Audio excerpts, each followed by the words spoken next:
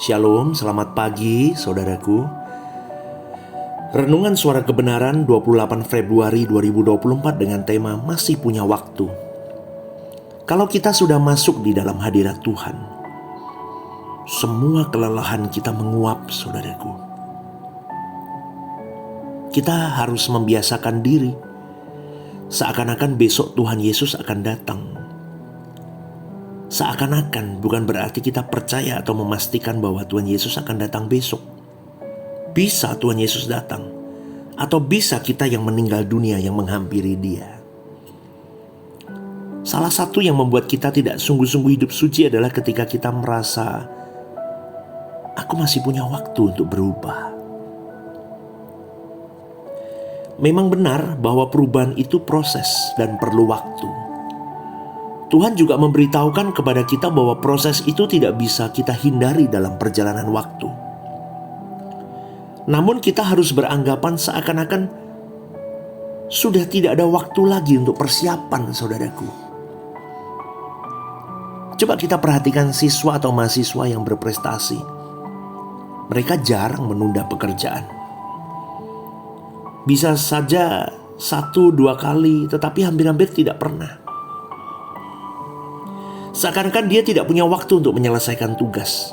Selain dia ingin mengerjakan tugas dengan nilai yang baik, dia juga akan segera menyelesaikan tugasnya.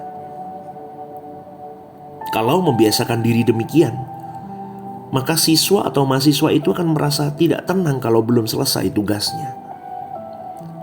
Berbeda dengan siswa atau mahasiswa yang membiasakan diri menunda, merasa masih punya banyak waktu. Dia tenang-tenang saja walaupun tugasnya belum selesai. Dan itu bisa menjadi irama jiwa, irama batinnya. Inilah yang harus kita kembangkan saudaraku. Kalau ada hal yang belum beres dalam hidup kita, kita harus merasa tidak tenang. Setan memang membuat orang tenang. Bisa itu.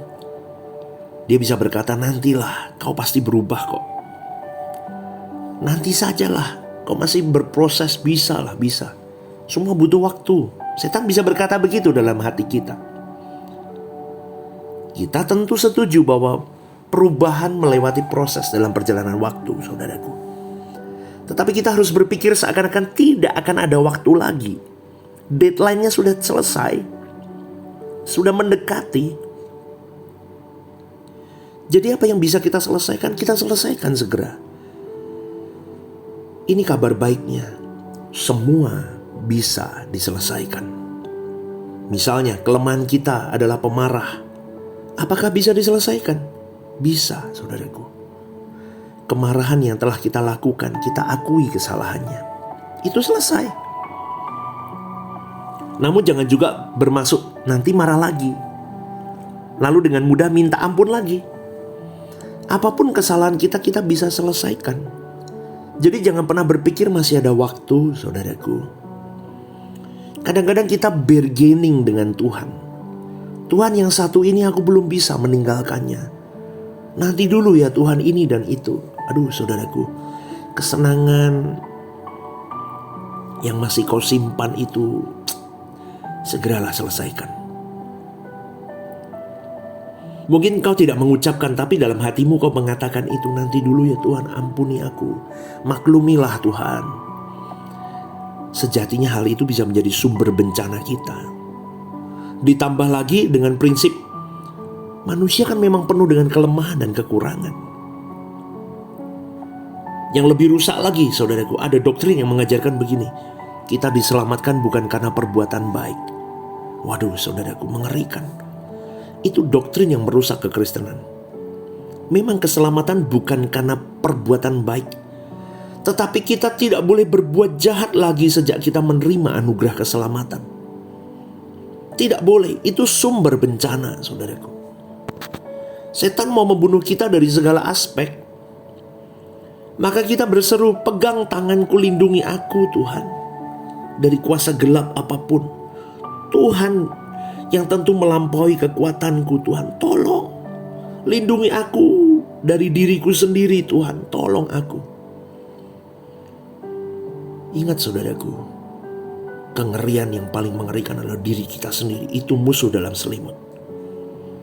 Lindungi aku Tuhan dari seluruh pengaruh dunia ini. Setiap hari kita diintimidasi dengan sosial media. Dan itu yang melit hidup kita, yang memimpin hidup kita. Maka teman pergaulan kita harus benar. Kalau orang menyadari kekekalan, dia pasti akan berusaha bagaimana menemui Tuhan. Dan itu tidak terbeli oleh apapun. Kalau kita mati suatu hari nanti, bertemu Tuhan di hadirat Tuhan, di hadapan tahta kemuliaan Tuhan, kita tidak bisa sok dekat, sok akrab, saudaraku. Karena kedekatan kita dengan Tuhan dimulai di sini, di bumi ini. Sejak kau mengenakan tubuh daging hidup hari ini, maka berjuanglah dan jangan terpengaruh dengan dunia. Saudaraku, kita mau sungguh-sungguh menyelesaikan apa yang harus segera kita selesaikan. Dan jangan berbuat salah lagi. Karena pengampunan itu diberikan kepada orang yang bertobat. Jangan membuat ukuran pertobatan sendiri. Buatlah ukuran pertobatan dari kacamata Tuhan. Dia pasti memimpin kita. Terkadang dengan kecerdasan kita bisa mengakali orang dan mengakali Tuhan. Kita berkata, Tuhan ampuni dosaku. Padahal kita tidak serius sebenarnya. Kita hanya minta pengampunannya saja. Beres-beres saja. Betapa jahat dan liciknya kita, saudaraku. Betul atau tidak? Kita renungkan ini. Kita mau pengampunan, tetapi kita tidak mau kehilangan kenikmatan dosa. Contoh, kalau kita disakiti lalu berkata, Tuhan aku mengampuni dia. Maafkan aku jika aku membenci dia. Tapi sebenarnya kita tidak bisa melepaskan kebencian. Karena kita menikmati kebencian itu. Kalau tidak mau lakukan itu lagi, kita mau selesai. Karena proses harus ada, saudaraku. Mungkin kita masih lakukan lagi. Tapi jerit penyesalan kita pun makin tinggi. Sampai Tuhan menghapus dosa kita. Bukan sekedar darah Yesus, melainkan juga dengan firman Allah yang benar. Firman Allah itu akan mengubah cara berpikir kita. Pengudusan secara aktif akan mengubahkan hati kita. Sampai kita tidak berbuat dosa lagi. Jadi dosa tidak ada lagi bukan hanya karena Tuhan mengampuni. Tetapi kita tidak berbuat dosa lagi. Sungguh ini indahnya luar biasa. Mari kita berhenti berbuat dosa. Berhenti punya kesenangan walaupun bisa terpeleset lagi. Maka tancapkan komitmen kita dalam-dalam dengan kuat. Dan sadarilah hidup itu singkat. Dan Allah itu dahsyat. Dan kita memilih untuk aku hidup benar di pemandangan Allah. Mumpung aku masih punya waktu, aku lakukan bagianku yang terbaik. Selamat pagi saudaraku. Tuhan memberkati.